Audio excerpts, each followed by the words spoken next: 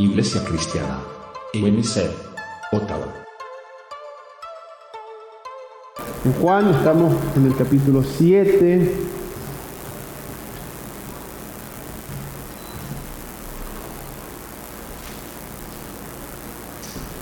Y hoy hemos llegado al verso 25.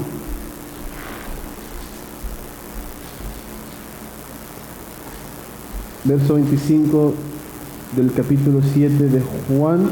Cuando lo tenga, si usted puede responder con un amén. Lo invito a que, si usted puede, que se ponga de pie. Usted puede ponerse de pie. Lo invito a que lo haga en reverencia a la palabra del Señor. Si no, permanezca sentado, no hay ningún problema. Y vamos a estar leyendo del verso 25 y a ver si leemos hasta el verso 52. ¿Lo tenemos? Amén.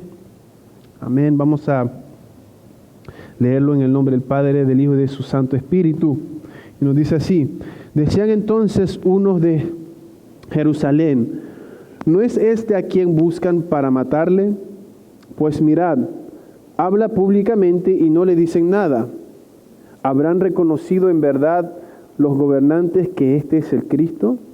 Pero este sabemos de dónde es, mas cuando venga el Cristo nadie sabrá de dónde sea. Pues entonces, enseñando en el templo, entonces enseñando en el templo, alzó la voz y dijo: a mí me conocéis y sabéis de dónde soy, y no he venido de mí mismo, pero el que me envió es verdadero, a quien vosotros no conocéis. Pero yo le conozco, porque de él procedo y él me envió. Entonces procuraban prenderle, pero ninguno le echó mano, porque aún no había llegado su hora. Y muchos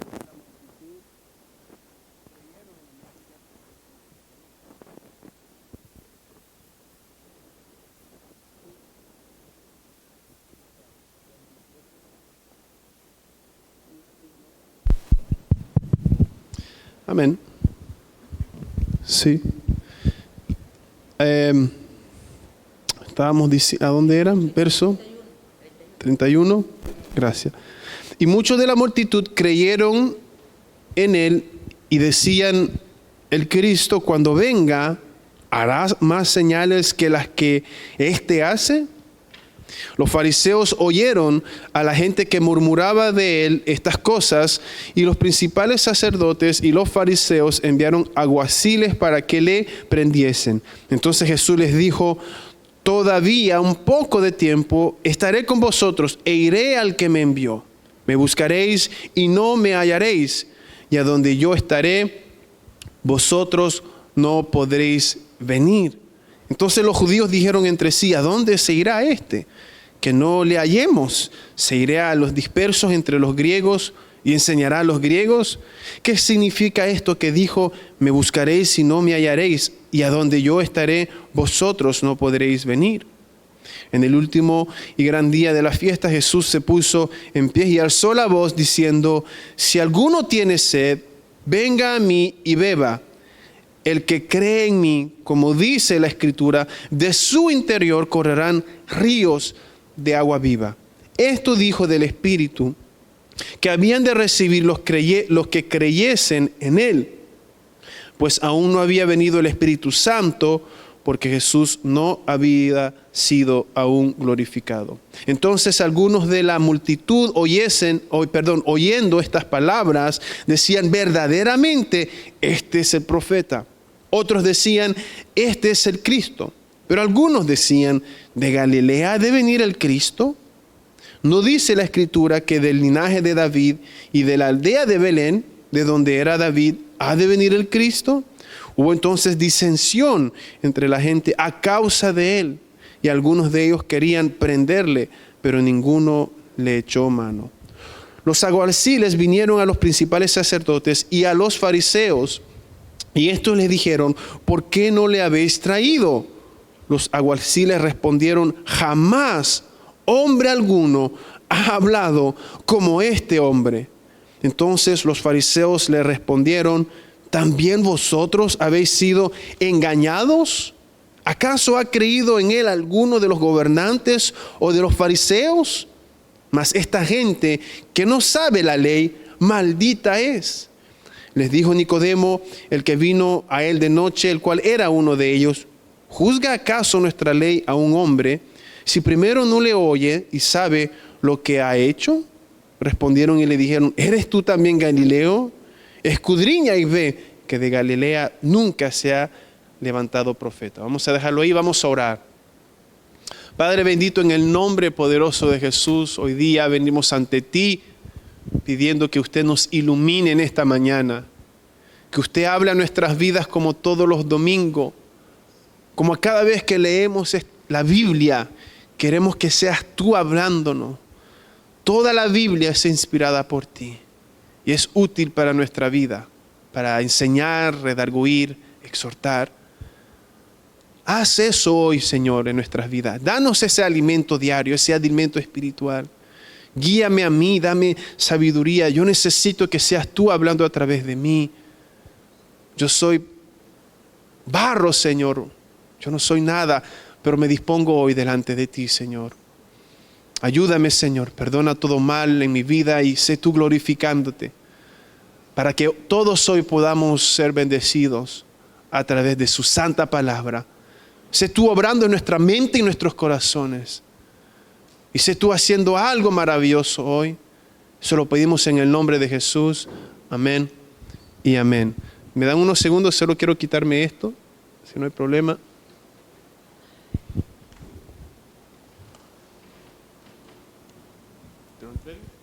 Gracias, varón.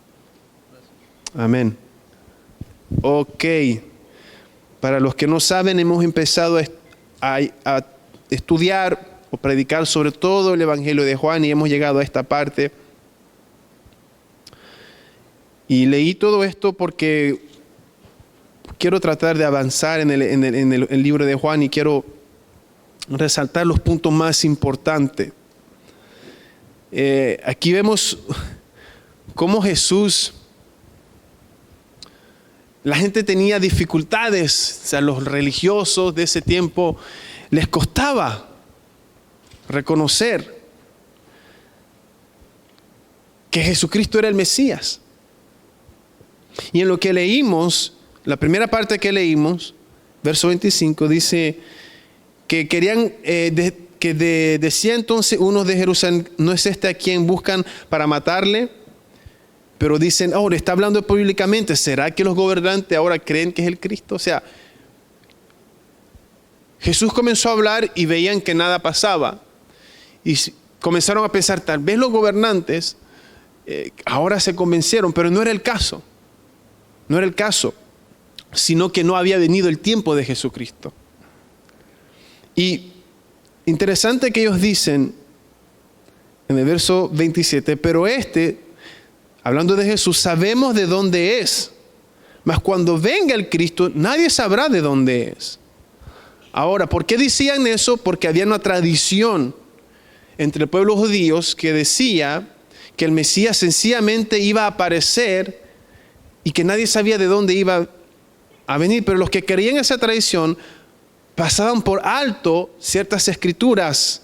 Por ejemplo, Miqueas 5:2 nos dice claramente: pero tú, Belén, Éfrata, pequeña para estar entre las familias de Judá, de ti saldrá el que será Señor en Israel, y sus salidas son desde el principio, desde los días de la eternidad.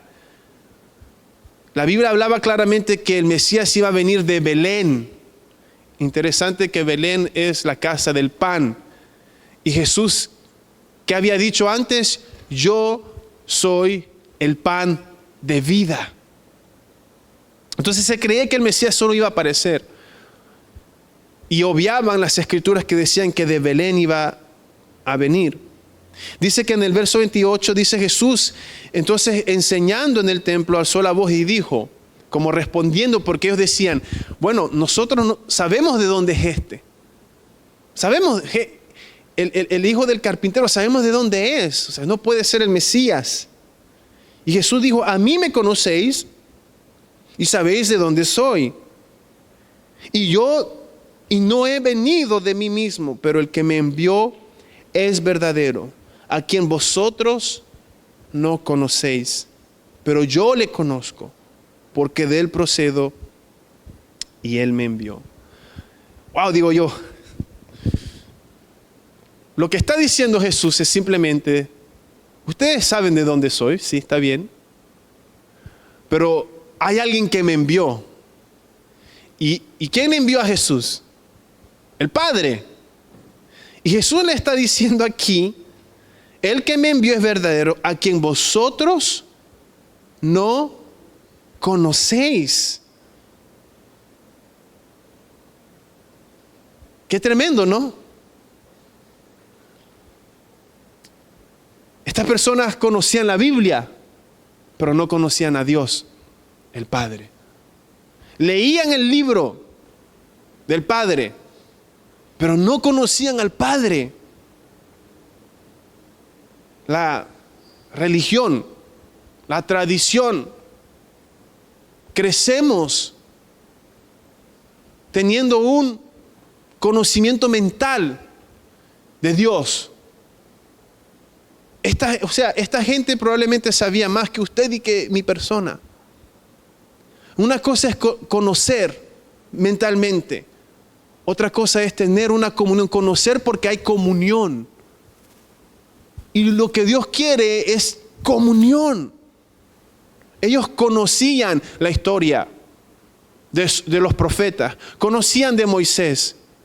Conocían todo. Ellos, ¿se acuerdan? Tenían una tradición, reglas para limpiarse, para santificarse, y eran orgullosos de su tradición, y eran súper orgullosos, pero no conocían al Padre. ¡Qué fuerte! Usted y yo éramos así antes. Mucha gente es así. Conocen entre comillas. Y Jesús les dice, ustedes no saben quién me envió, ustedes no conocen al que me envió.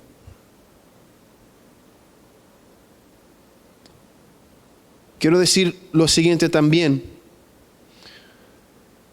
Resalto lo siguiente, que Jesús sabía de quién venía y quién lo envió y para qué lo envió. Y como él sabía quién lo envió, él estaba firme en la misión que él iba a cumplir, que era que morir en la cruz por la salvación del mundo. Usted y yo debemos de saber quién nos envía. ¿Quién lo envía a usted? ¿Quién lo envía a mí? El Padre. Jesús nos envía. Él dijo, vayan y sean ¿qué? Luz. Vayan y sean la sal. Vayan y hagan discípulos. Cuando entendemos quién nos envió, que Jesús nos envió, Él nos delegó una tarea, también nos delegó autoridad, obviamente. Eso nos da una firmeza. Debemos de saber quiénes somos y entender que somos enviados de Jesucristo, de Jesucristo. Eso nos hace ser firme. Yo le aseguro que si Jesús se apareciera aquí en carne y hueso y le dice a usted, así, o sea, lo apuntase y le dijese, ve y hace tal cosa.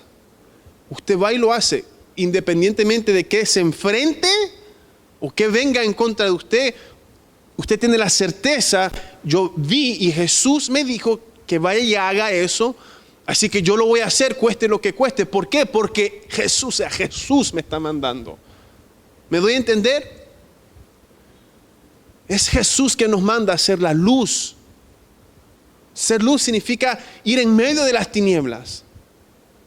Ser luz significa apartarse, ser sal, ir y hacer discípulos. Hablamos ayer, ¿verdad? En el estudio bíblico, en el discipulado, había una parte donde hablábamos de Pablo y leíamos, la lección hablaba de las dificultades, los momentos difíciles y la soberanía de Dios. Y leíamos acerca de Pablo, de que él estaba dentro de ¿qué? En el centro de la voluntad de Dios. Y en el centro de la voluntad de Dios, leíamos todo lo que él pasó.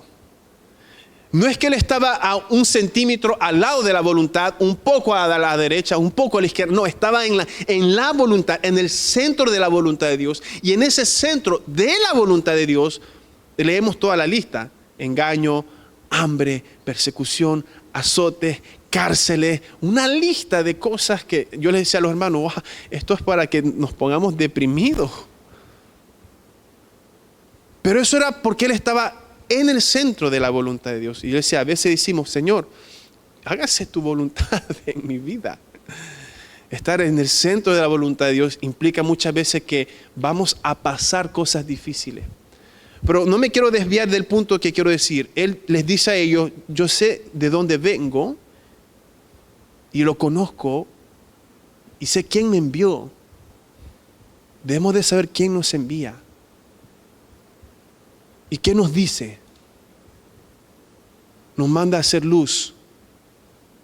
Jesús, el capitán, nos da órdenes de ser luz.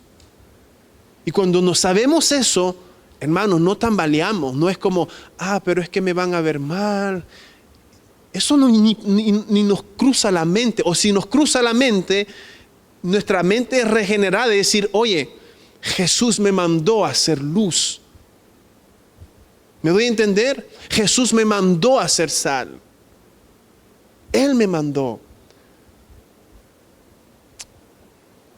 Y muchas veces, quiero hablar rápidamente de esto, nos preguntamos: ¿cuál es la voluntad de Dios? Jesús sabía cuál es la voluntad de Dios. A pesar de que en un momento, sí, Él dice: Señor, si es posible, pasa de mí esta copa, pero no se haga mi voluntad, sino hágase tu voluntad. En otro momento también con la mujer samaritana, ¿era samaritana en el pozo? Sí, la samaritana en el pozo, comienza a decirles a los discípulos: yo tengo una comida que comer y tengo que comerla, o sea, tengo que cumplir. Esa comida era hacer la voluntad de Dios. Nos preguntamos: ¿cuál es la voluntad de Dios? Y estamos siempre, como toda la vida, preguntando: ¿y cuál es la voluntad de Dios para mi vida? Yo le voy a decir algo: a veces nos complicamos tanto la vida. ¿Qué nos dijo Dios? Id y haced discípulos, sed luz, sed sal.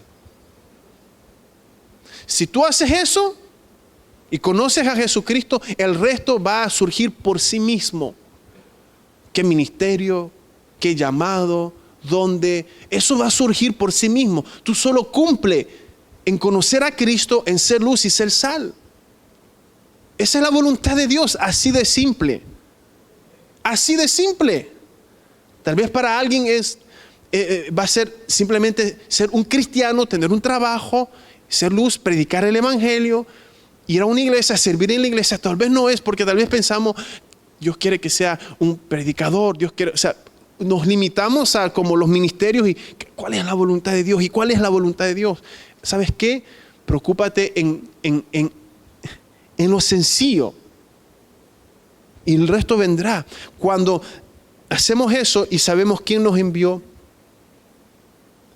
hermano, somos como Jesucristo, somos inconmovibles, porque sabemos de dónde venimos y quién nos ha enviado. Ahora, si seguimos leyendo, en el verso 30 dice que entonces procuraban prenderle, pero en ninguno le echó mano, porque aún no había llegado su hora. Mira, cuando tú estás en la voluntad de Dios, aunque la gente quiera hacerte un daño, si no es en el tiempo de Dios, nada te va a pasar. Cuando tú buscas la voluntad de Dios, todo va a ser en el tiempo de Dios. Aquí ellos querían tomarlo, pero algo no les permitía agarrar, porque no era el tiempo de Dios. Pero iba a venir el tiempo donde él iba a pasar y a sufrir. Todo es en el tiempo de Dios. Uno está confiado. Hablábamos nuevamente de los sufrimientos y todo eso, ¿verdad? Y que Dios permite el sufrimiento. Tiene propósitos. Dios nunca nos dice que no vamos a pasar por sufrimiento ni persecución, pero sí nos promete estar con nosotros. y todo obra para bien. Y todo lo usa Dios para forjar nuestro carácter, nuestra convicción y formar la imagen de Jesucristo en nuestras vidas.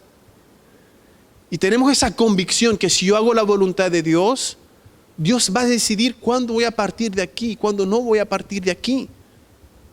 Él es. Si Dios va a cumplir un propósito, yo tengo que ir a algún lugar y es la voluntad de Dios, Dios me va a hacer llegar ahí. Y si es que yo muera en camino, moriré en camino. Hágase tu voluntad. Amén. Dios tiene el control. Esta gente quería aprender a Jesús, pero no podían porque Dios estaba en control. Nada se le escapa a Dios, nada. Aunque los cristianos sean perseguidos y mueren, no es que a Dios se le escapó. No. Todo es para la gloria del Señor a la final.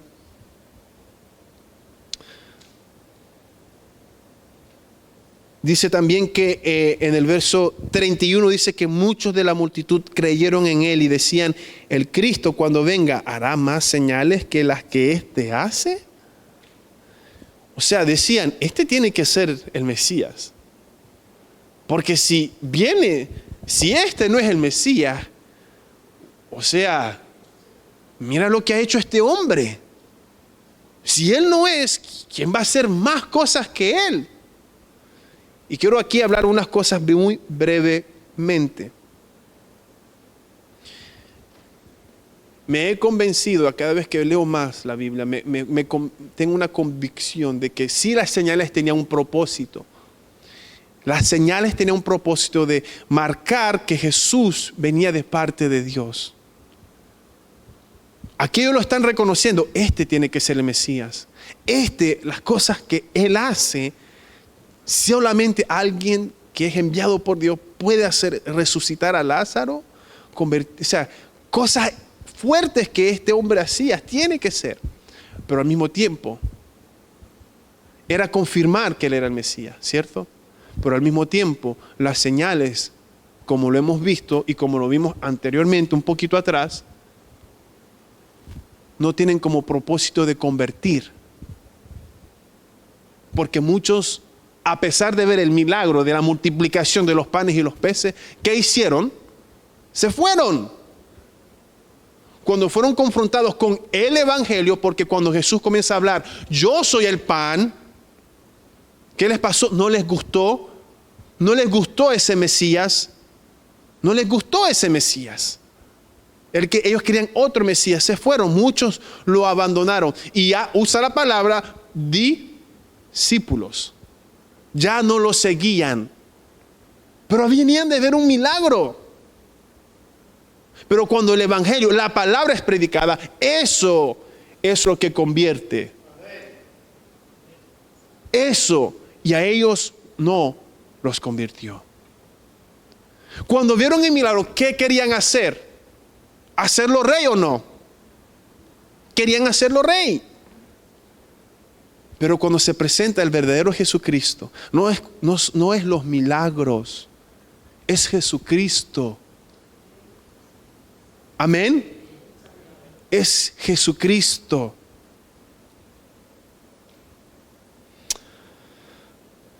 Bien, seguimos leyendo, estamos en el 31. Muchos querían, decían que si este tiene que ser el Cristo, si no, ¿quién va a hacer más señales que este? En el verso 32 dice que los fariseos oyeron lo que la gente murmuraba de él. A la gente que murmuraba de él estas cosas, o sea, las cosas que leímos, que este tiene que ser el Mesías, ¿quién va a hacer cosas mayores? Y los principales sacerdotes y los fariseos enviaron alguaciles para que le prendiesen. Alguaciles, ellos eran como policías internas. Había el Imperio Romano y su ejército, pero ellos permitían que las cuestiones civiles las podían gobernar el mismo pueblo.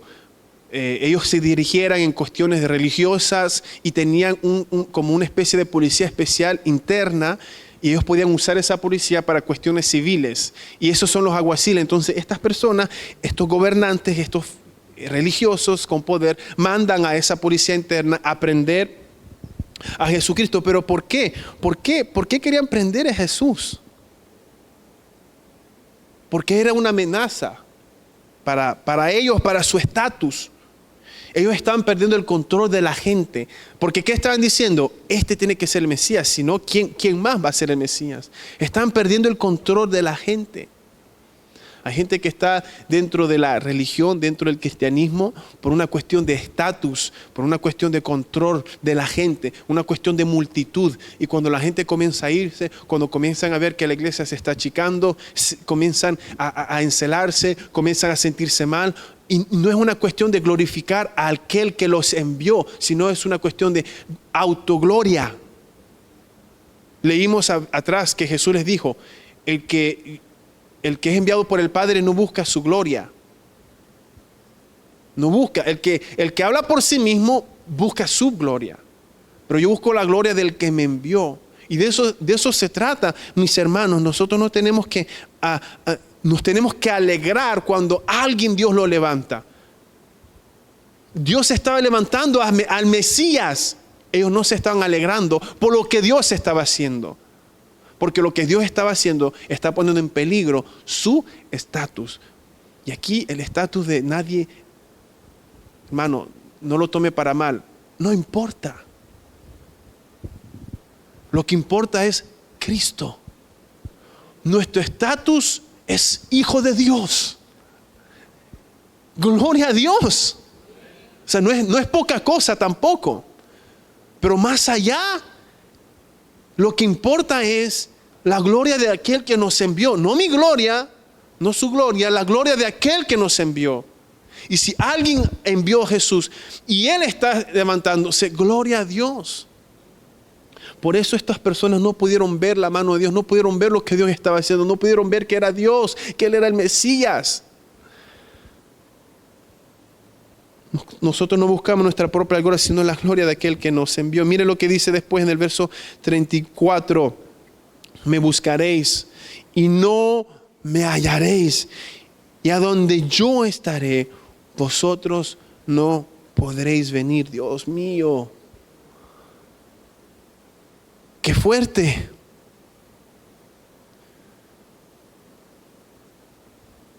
Hay un pasaje, hay como un contraste aquí. En Mateo 7:7 dice, buscad y hallaréis. Pero aquí Jesús está diciendo, me buscaréis y no me hallaréis. Pero mucho tiempo atrás también había un profeta que como que unió el buscad y me hallaréis y me buscaréis y no me hallaréis. Y es Isaías. Isaías 55:6, se lo leo. Dice, buscad a Jehová mientras pueda ser hallado.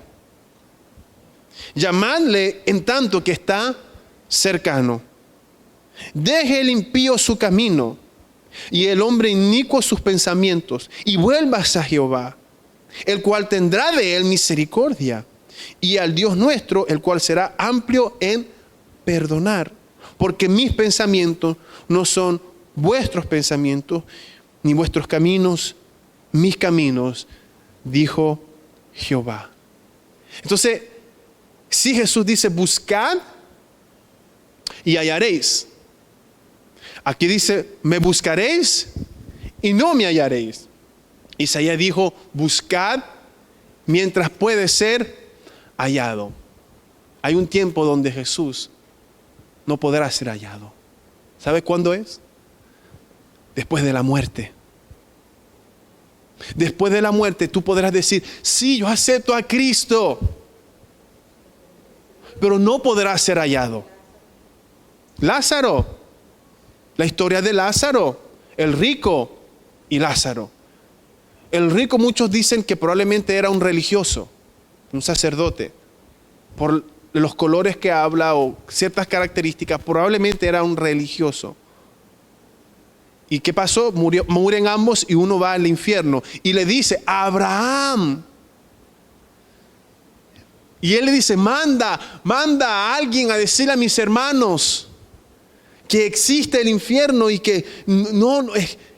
Y Abraham le dice, no, nadie, aunque alguien se levante de entre los muertos, vuelva, no van a creer. Allá tienen a los profetas que a ellos los escuchen.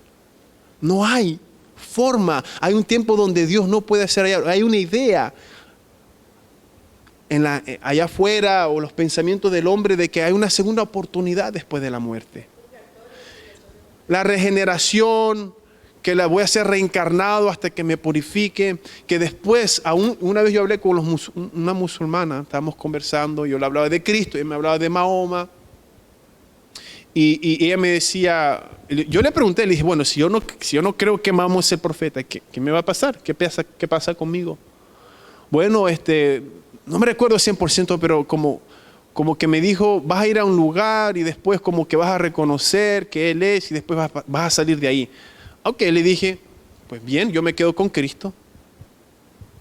Porque a la final, tú me estás diciendo que si después yo puedo reconocer a Mahoma, bueno, me quedo con Cristo.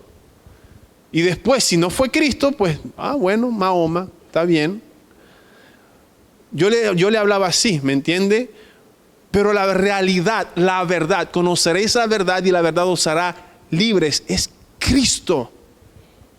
La verdad es que habrá un momento donde Él no podrá ser hallado. Jesús le está dando una advertencia muy, muy, muy seria.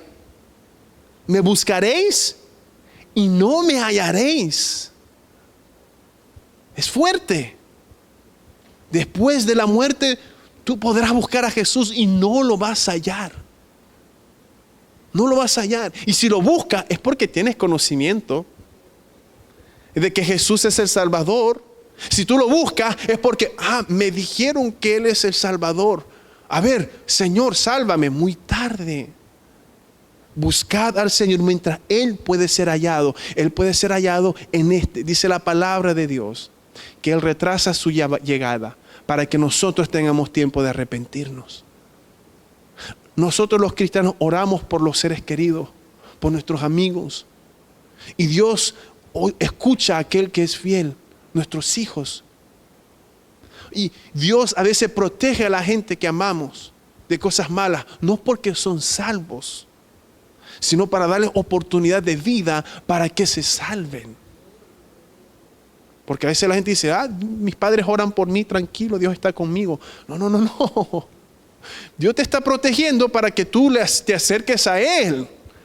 Que Él no quiere que ninguno se pierda, más que todos procedan al arrepentimiento. Pero qué fuertes estas palabras. Hay ejemplos en la Biblia de lo que dijo Jesús. En Mateo 22:1 en adelante, hay una parábola de unas bodas, fiesta de las bodas, donde el rey manda y los que fueron convidados no quieren ir. Maltratan a los enviados y el rey se enoja y manda a matar a esa gente y va y dice, vayan por los caminos, en el verso 10, vayan por los caminos, junten a todos los que hallen juntamente, malos o buenos, y las bodas serán llenas de convidados. Dice, y entró el rey. Eso para mí representa el evangelio. Malo o bueno, en sí no hay nada bueno, nadie hay bueno, ¿verdad? Pero lo que quiere decir, quien sea, aunque él sea el más malo, búsquenlo, y si recibe la invitación de Jesucristo, puede entrar a la boda. Dice entonces que el rey, entró el rey en el verso 21 de Mateo 22 para ver los convidados. Dice que ahí vio a un hombre que no estaba vestido de boda. Y le dijo, amigo, ¿cómo entraste aquí sin estar vestido de boda? Mas él enmudeció.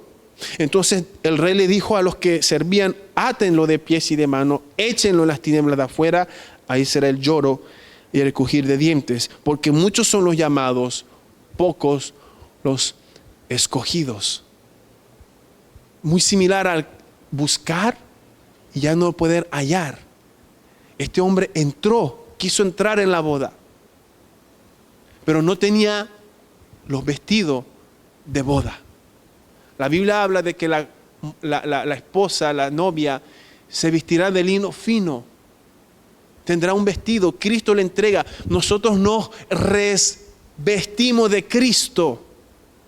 Tenemos una vestidura espiritual que es la obra de Jesucristo. Nos revestimos de Cristo. Nos quitamos nuestras obras sucias, nuestras obras que delante de Dios son trapos de inmundicia. Quitamos la inmundicia y tomamos a Cristo y nos revestimos de Cristo, y es con esas vestiduras de boda que podemos entrar a las bodas del Cordero. Este hombre quiso entrar, pero no tenía la vestimenta. Espiritualmente quiso entrar con su propio esfuerzo, no lo sé. Espiritualmente lo que significa es que quiso hallar y no tenía, no podía buscar. Le dice el Señor: tómenlo, échenlo afuera. Habrá un tiempo donde ya no hay. Hay otro ejemplo, las 10 vírgenes, ¿se acuerdan? 5 prudentes con aceite, otras 5 se les acabó el aceite, viene el novio, y las 5 que tenían pudieron salir a recibirlo. Las 5 que no tenían tuvieron que ir a comprar, y al venir la puerta se había cerrado. Y dice la Biblia que Mateo 25:10, mientras ellas iban a comprar, vino el esposo, y las que estaban preparadas entraron con él a las bodas y se cerró la puerta. Después vinieron también las otras vírgenes diciendo: Señor, Señor, ábrenos. Estaban buscando. Mas él respondió: de cierto os digo, no os conozco. Buscaréis y no hallaréis. Buscaréis y no hallaréis. Toda esta gente que estamos hablando conocían de Dios. La cuestión es conocer. La cuestión es revestirse de. La cuestión es tomar y hacer Él el Señor de tu vida. El Señor. Que Él sea lo más importante. Nosotros que hemos entrado en los caminos, hemos reconocido que aunque creíamos en Dios, Él no era lo más importante. Él no dirigía nuestros pasos. No conocíamos a Dios. De verdad. Y es triste, porque aún aquellos que entran en el camino muchas veces no conocen al Padre y a Cristo. Porque no leen la Biblia, exactamente. No leen la Biblia. Bueno.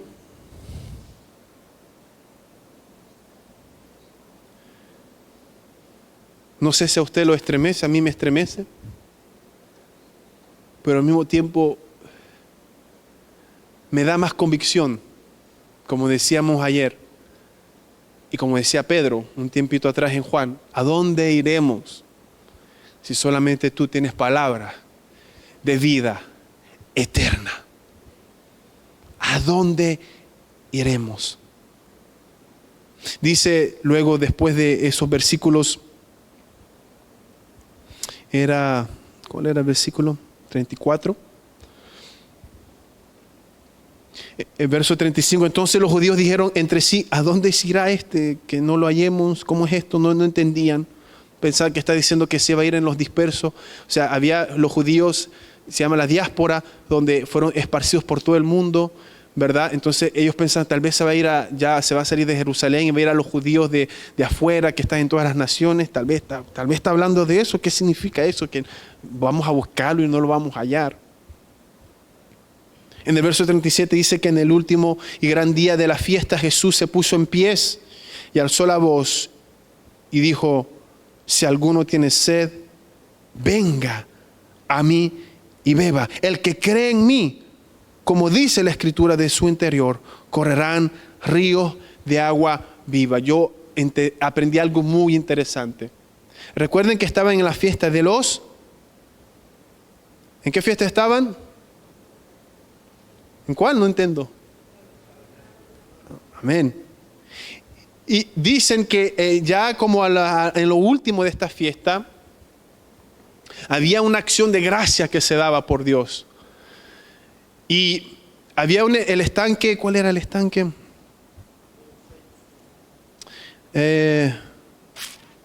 Ok. Cada día durante la fiesta de los tabernáculos tenía lugar una alegre celebración en los que los sacerdotes traían agua, que era simbólica del agua que había brotado de la roca cuando los judíos estaban en el desierto y tuvieron sed y tocaron no tocó, la golpeó y salió de la roca agua. En recordar eso, dice que había esa celebración todos los días, traían agua al templo en una vasija de oro desde el estanque de Siloé. Y durante esa procesión la gente recitaba Isaías 12:3. Y el agua era derramada sobre el altar como una ofrenda a Dios, mientras la gente gritaba, cantaba. Y Isaías 12:3 dice lo siguiente: sacaréis con gozo aguas de las fuentes de salvación. Si le leo un poco atrás, dice: en aquel día dirás, cantaré a ti, oh Jehová, pues aunque te enojaste contra mí, tu indignación se apartó y me has consolado. He aquí Dios es salvación mía, me aseguraré y no temeré, porque mi fortaleza y mi canción es Jehová, quien ha sido salvación para mí. Sacaréis con gozo aguas de las fuentes de la salvación. Es en ese contexto que Jesús está hablando. En esa celebración donde están dando gracias a Dios por el agua, hay acciones de gracia. También algunos dicen que eran las fiestas de las cosechas. En ese momento había una euforia y estaban llevando esa agua, recordando que en el desierto Dios le había dado agua. Y están derramando en forma de agradecimiento y todo ese procedimiento con el agua.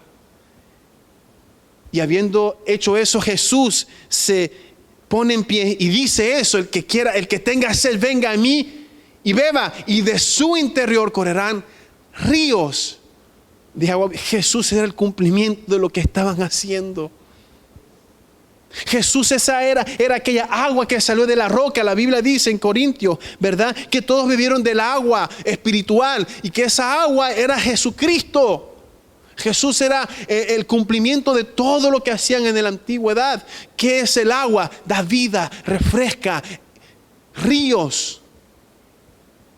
Él era el que iba a aplacar la sed espiritual. ¿Se acuerdan lo que dijo la samaritana?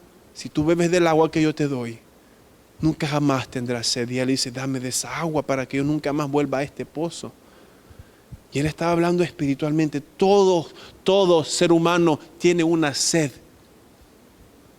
y no sabe cómo saciarla. Busca cómo saciarla con el dinero, con el sexo, con la droga, con esto, con lo otro. Aún, escuche bien, con buenas obras. Sí, con buenas obras también. Trata de saciar su sed. Con pasar un buen tiempo aquí y allá, trata de saciar su sed, pero el hombre nunca la puede saciar, porque nada la va a saciar. Por eso Jesús les dice: venid a mí, tened sed, venid a mí, bebed, y de tu interior correrán ríos de agua. En otras palabras, te vas a saciar, vas a tener sed, pero dentro de ti va a brotar agua y tu sed se va a saciar continuamente. Gloria a Dios.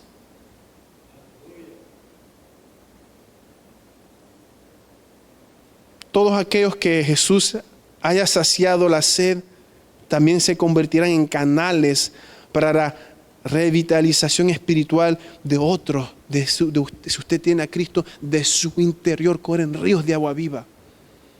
Y esos ríos pueden alimentar a otros, pueden saciar a otros. Pero de repente esas personas tendrán que, dentro de su interior, tienen que correr ríos de agua viva. Yo les he hablado, ¿verdad?, de un muchacho que a veces me llama, muchas veces me llama, me pide consejo. Y la gloria no es para nosotros, porque esos ríos de agua viva no son ni míos, son del Señor. Él los puso dentro de mí. Yo sé por qué Él me llama, porque algo saca yo del agua que yo tengo y lo sacia. Y lo sacia. Muchas veces cuando nos convertimos, yo no sé si a usted le ha pasado, a mí me pasó. Algunos amigos míos se burlaban de mí. Pero al pasar del tiempo, a veces esos mismos amigos venían a mí para consejos. Porque reconocían que dentro de mí había algo. Había algo. Se burlaban de mí en un tiempo, pero me veían. Uno me decía, oye, me gusta estar contigo porque no necesito marihuana, y paso un buen tiempo. Y contigo como que me dan ganas de leer la Biblia, me dan ganas.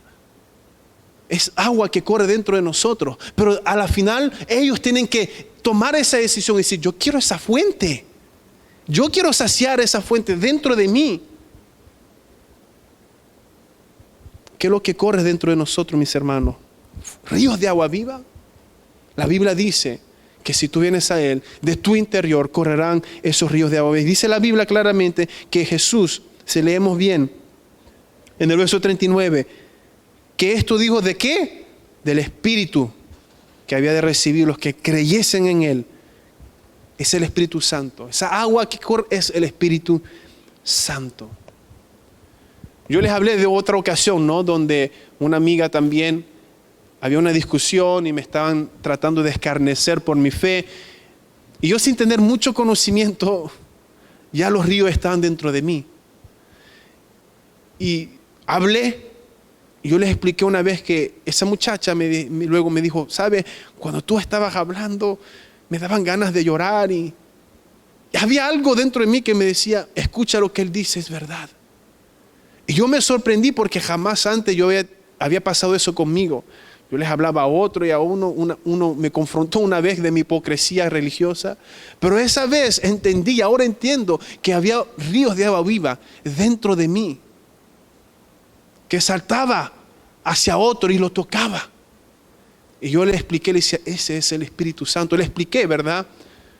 Pero como hemos hablado también, la salvación es personal. Si la persona no quiere, no podemos hacer nada. Si el mismo Jesucristo no convenció a todos. Pero en fin, hoy día, tal vez hay 2, 3 personas aquí, 4, 5. Tal vez la mitad de nosotros. Acuérdense lo que vimos al inicio. Al que me envió, ustedes no conocen.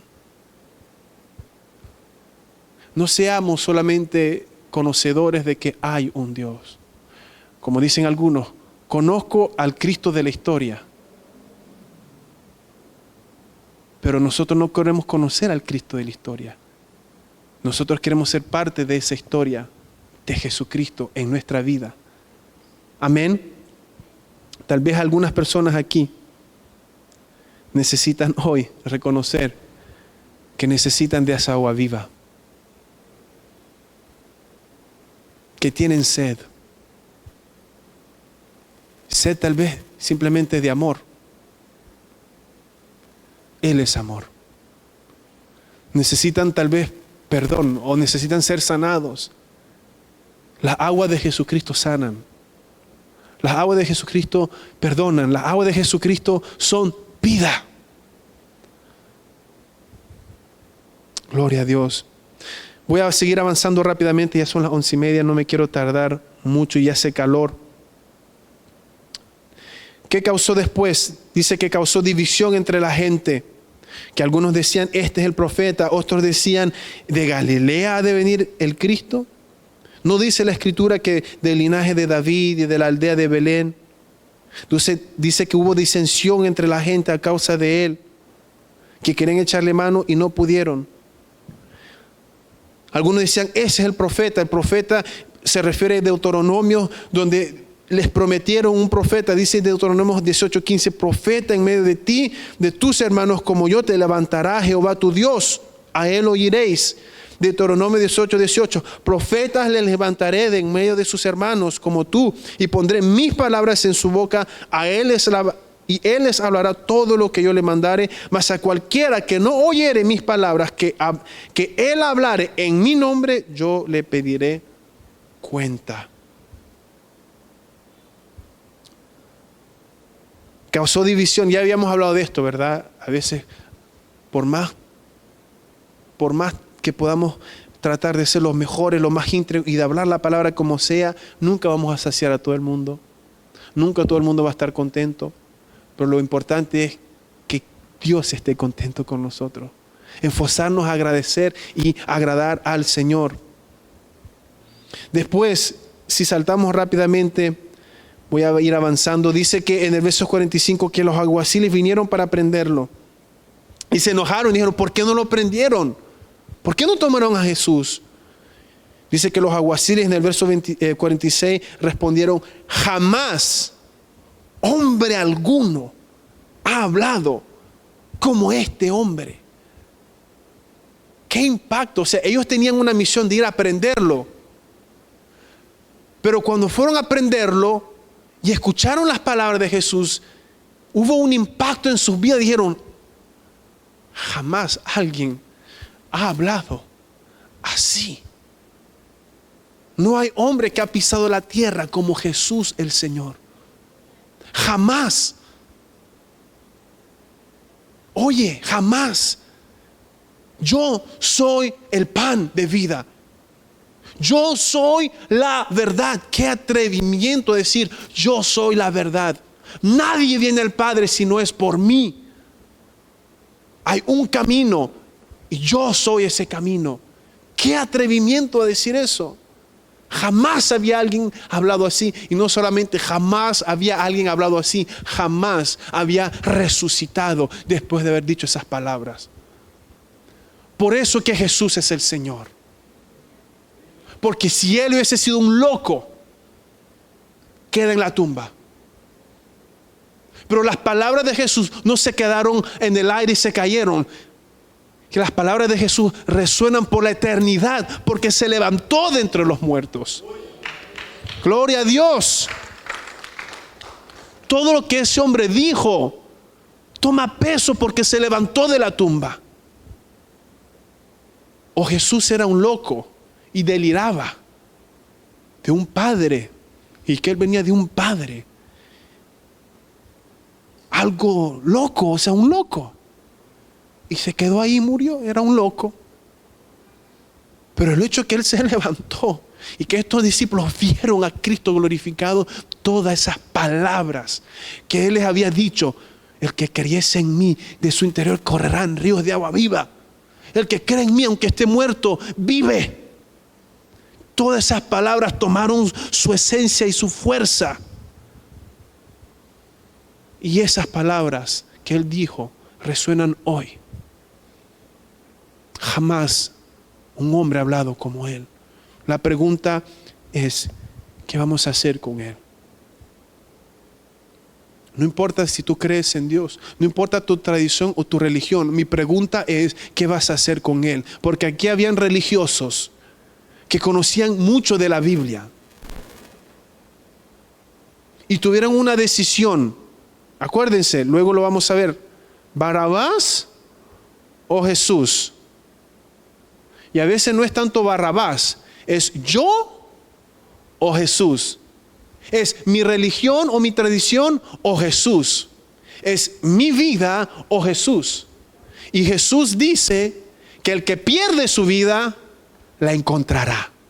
El que guarda su vida la perderá. A veces no es Barrabás y Jesús, es mi vida o la vida de Jesús. ¿Qué vamos a hacer con Jesucristo? ¿Qué vamos a hacer? Luego termina hablando de Nicodemo, ¿verdad? Están hablando los fariseos y están diciendo todo lo que están diciendo y dicen, esta gente es maldita, es tonta. O sea, ustedes fueron engañados. Esa gente ni conoce de la Biblia. Son malditos. ¿Quién ha creído? ¿Algún sacerdote, algún gobernante para que ustedes sigan a ese tonto? Y Nicodemo, el que salió en la noche, dijo, oye, esperen. En otras palabras, lo voy a parafrasear. ¿Cómo ustedes quieren prender y matarlo?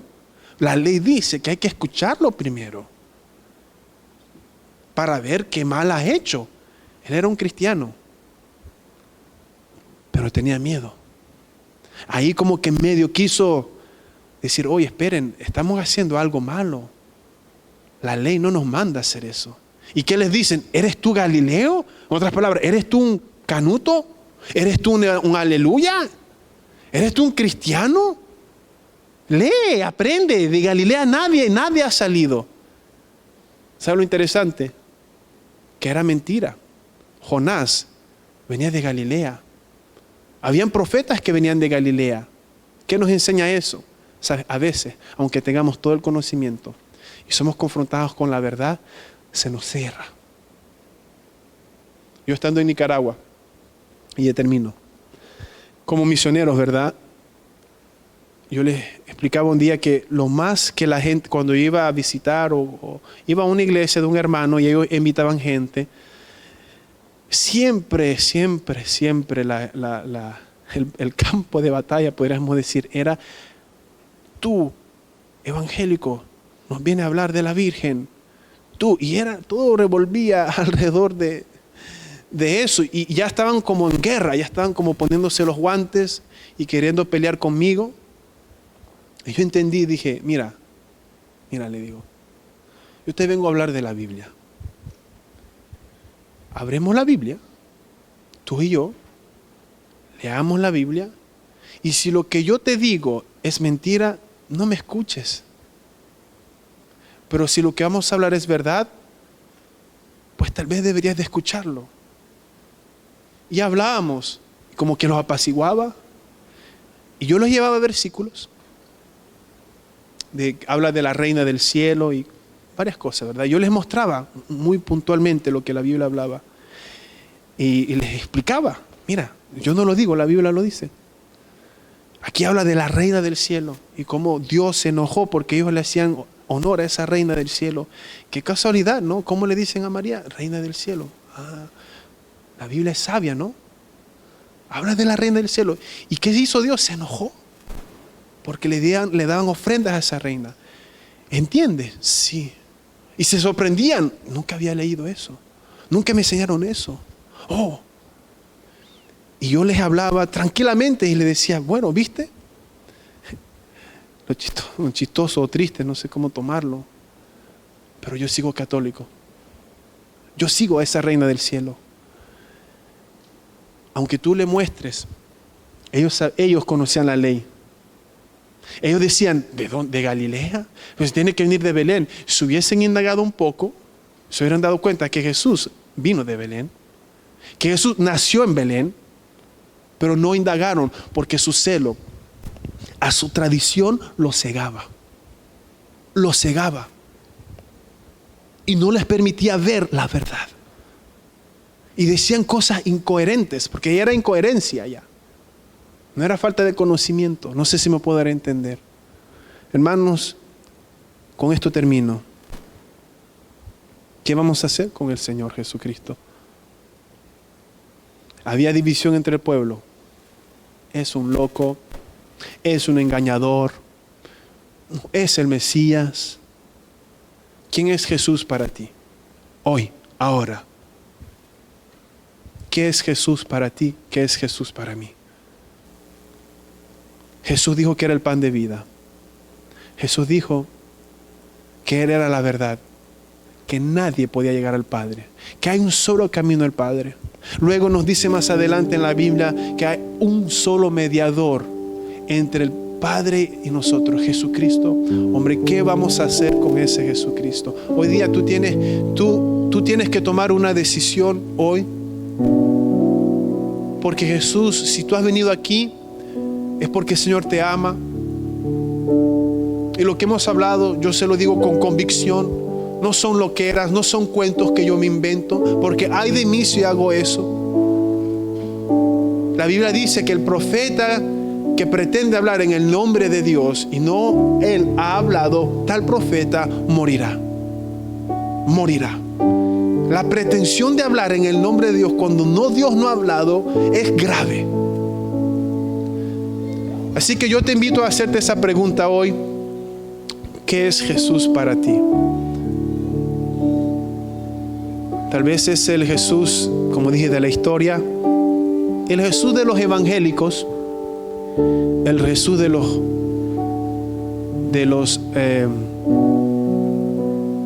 religiosos, como sea. Mi pregunta es: ¿qué es Jesús para ti? Jesús no es una tradición. Jesús no es una religión donde hay reglas y obras. Jesús es el sacrificio. Jesús es el Cordero de Dios. Jesús es el Salvador. Jesús es el camino. Él es la verdad. Yo no sé si a usted le gusta más la verdad o la mentira, pero a mí me gusta más la verdad. Y yo me agarro de esa verdad. Y yo me agarro de ese camino. Hoy día tú puedes hacer lo mismo. Ser evangélico no es una cuestión de fuerza, no es una cuestión de convertirse en un loco. Es una cuestión de hacer a Jesucristo tu Señor y tu Salvador. Los cambios que Él tenga que hacer en tu vida, Él los hará. No un hombre, Dios a través de su palabra. Pero todo comienza en reconocer la persona de Jesucristo en tu vida. ¿Podemos orar hoy? Yo te invito a que tú reflexiones hoy y que tú hagas una decisión con Jesucristo. Hoy. Tú puedes hoy decirle al Señor: sé mi Salvador. Hoy tienes sed. Tú tienes sed hoy. Hay ríos de agua viva que pueden correr dentro de ti. No porque te lo digo yo, sino porque aquel que murió y resucitó declaró esas palabras. Señor, en el nombre de Jesús, ten misericordia de nosotros en este día.